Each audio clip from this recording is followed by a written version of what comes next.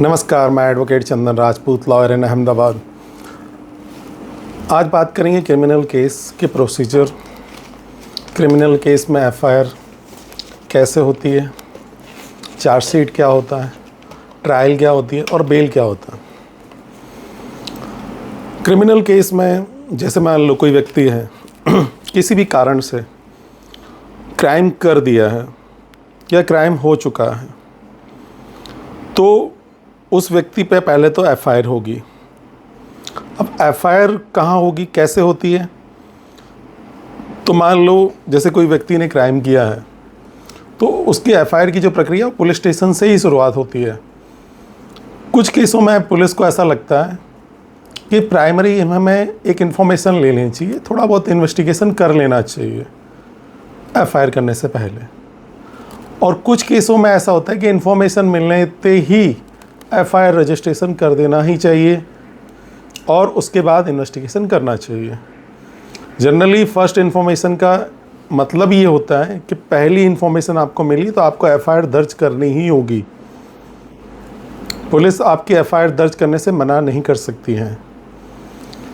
बात आती है कि पुलिस प्राइमा फेसी, मान लो कुछ केस ऐसे होते हैं कि कुछ लोग झूठी कंप्लेन करने भी जाते हैं, तो पुलिस को ऐसा लगता है कि इसे हमें प्राइमा फेसी इसको थोड़ा बहुत इन्वेस्टिगेट कर लेना चाहिए, बातचीत कर लेनी चाहिए। तो प्राइमा फेसी कुछ बातचीत करके देख सकते हैं। इनको लगता है कि हाँ, ये केस प्रॉपर हमें लग रहा है कि सही है और इसमें वो तुरंत एफआईआर कर लेंगे। तो ये बात हो गई एफआईआर की। एफआईआर करके आरोपी को पकड़ना यानी उसे अरेस्ट करना। अरेस्ट करने के बाद पुलिस कुछ केसों में पहले 60 दिन में चार्जशीट फाइल करती थी, अभी 90 दिन में। डिपेंड करता है केस के ऊपर कि केस किस तरह का है, उस हिसाब से उसकी चार्जशीट फाइल होती है। चार्जशीट फाइल होती है और चार्जशीट के बाद वो केस कोर्ट में जाता है। मान लो कोई व्यक्ति है, किसी केस में उसे पकड़ा गया है, चाहे वो छोटा केस है, चोरी का, थेफ्ट का, cyber crime, fraud, murder, rape, किसी भी केस में, एनडीपीएस, ड्रग्स, ऐसे केसों में किसी भी क्रिमिनल केस में उसको पकड़ लिया है। अब उसके अधिकार क्या है? उस व्यक्ति का पहला अधिकार तो ये है कि पुलिस किसी को अगर अरेस्ट कर रहा है तो व्यक्ति जिसको अरेस्ट किया है उसे बताना पड़ेगा कि किस कारण से उसे अरेस्ट किया जा रहा है। अगर वो कहता है कि मेरी फैमिली को, मान लो वो उसका लॉयर है, उसे इन्फॉर्म करना चाहता है तो वो कर सकता है। उसकी फैमिली को भी इन्फॉर्म पुलिस करेगी कि आपके बच्चे को या आपके बेटे को या आप किसी रिलेटिव को कि इनको इस केस में हमने अरेस्ट किया है। अब बात होती है पुलिस उसे अरेस्ट करके कहाँ ले जा सकती है। पुलिस उसे अरेस्ट करके अपने पुलिस थाने ला सकती है। विदिन 24 आवर्स में पुलिस उसे कोर्ट में मजिस्ट्रेट के समक्ष उसे हाजिर करना होगा। 24 घंटे के अंदर उसे हाजिर करना होगा। कुछ लोगों के मन में ये भी क्वेश्चन होते हैं कि मान लो सैटरडे को अरेस्ट किया, संडे को तो कोर्ट बंद रहती है, तो ऐसी परिस्थिति में क्या मंडे को हमें प्रोड्यूस किया जाएगा? नहीं। मजिस्ट्रेट, जैसे मान लो कोर्ट बंद रहती है लेकिन एक अर्जेंट चार्ज में जिसके पास पावर होते हैं कि वो अर्जेंट में जितने काम होते हैं वो वहाँ पर उनको प्रोड्यूस कर सकते हैं उस मजिस्ट्रेट के यहाँ। मजिस्ट्रेट साहब के यहाँ पे जाने के बाद फिर आपके जो अधिकार है, मान लो बेलेबल ऑफेंस है तो पुलिस थाने से भी आपको जमानत मिल सकती है।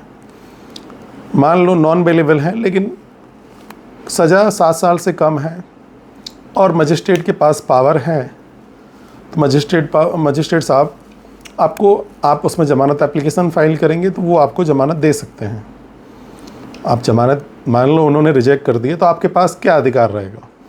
तो आप रिजेक्ट हुआ जो भी ऑर्डर है उसे सेशन कोर्ट में चैलेंज कर सकते हैं और सेशन कोर्ट में आप अप्लाई कर सकते हैं। कुछ केसों में आप मजिस्ट्रेट कोर्ट में बेल एप्लीकेशन फ़ाइल ही नहीं कर सकते हैं, जिसमें पनिशमेंट ज़्यादा हो रही है, जिसमें उनके पास पावर नहीं है कि इसमें उनको बेल देना है।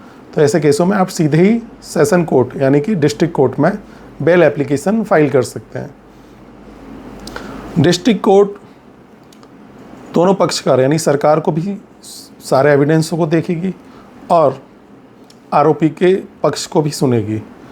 उन्हें अगर लगता है कि अगर ये व्यक्ति बेगुनाह है या इस पर झूठे केस लगे हुए हैं, चार्जशीट में ये सारे एलिमेंट्स जो हैं उसके आने की संभावना कम है, या ये व्यक्ति भाग नहीं जाएगा या कोर्ट में प्रेजेंट रहेगा, ये सारे मुद्दे, उस पर कितना बर्डन है, फैमिली मेम्बर उसके ऊपर डिपेंडेंट हैं, तो ये सारे चीज़ें को देखकर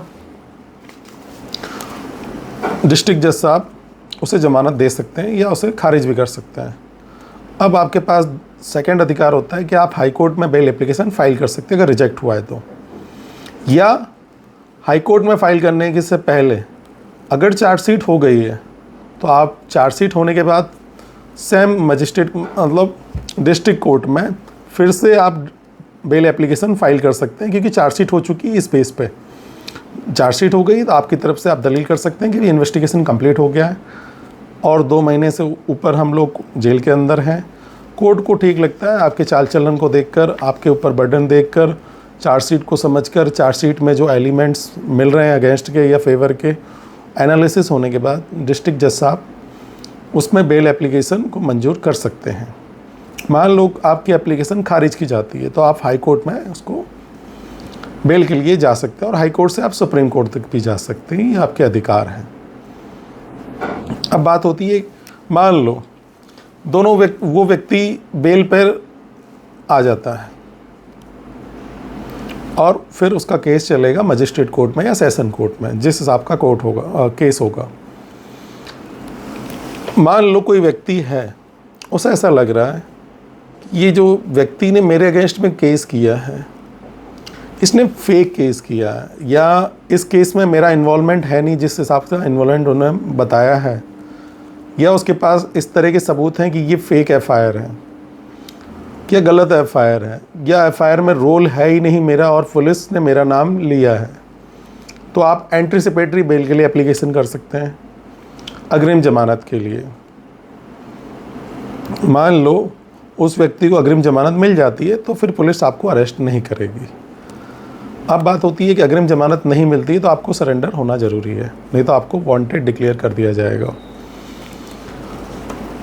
अब बात होती है ट्रायल की। जैसे ही आपका केस चार्जशीट हो गया, आपको बेल मिली हो या ना मिली हो, अब आपका केस चलेगा मजिस्ट्रेट कोर्ट में या डिस्ट्रिक्ट कोर्ट में। तो डिस्ट्रिक्ट कोर्ट में चार्जशीट फाइल करने के बाद आपका क्रिमिनल केस नंबर आएगा, उसके बाद आपको चार्जशीट की एक कॉपी मुहैया की जाएगी।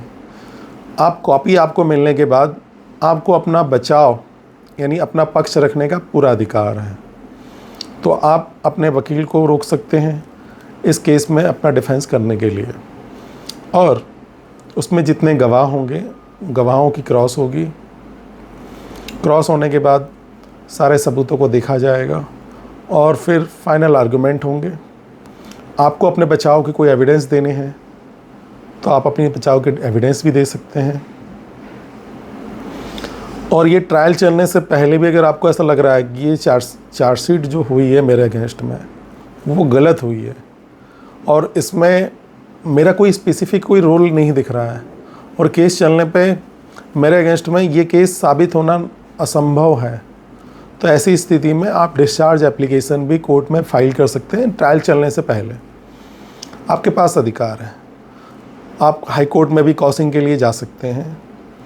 मान लो ट्रायल चल रही है और ट्रायल के बाद कंप्लीट हो गया और ट्रायल में फाइनल आर्गुमेंट हुआ, कोर्ट ने आपको बाइज्जत बरी कर दिया, तो फिर आप कोर्ट से बाइज्जत बरी हो गए और आपको 30 दिन के लिए एक ज़मानत देनी होगी कि अपील में मान लो सरकार जाती है तो आपको तब तक उस ज़मानत पे रहना होगा। और उसके बाद आपके अगेंस्ट में जो भी एलिगेशन है वो उस आरोपों से आप मुक्त हो जाएंगे। मान लो मजिस्ट्रेट कोर्ट ने आपको सज़ा कर दी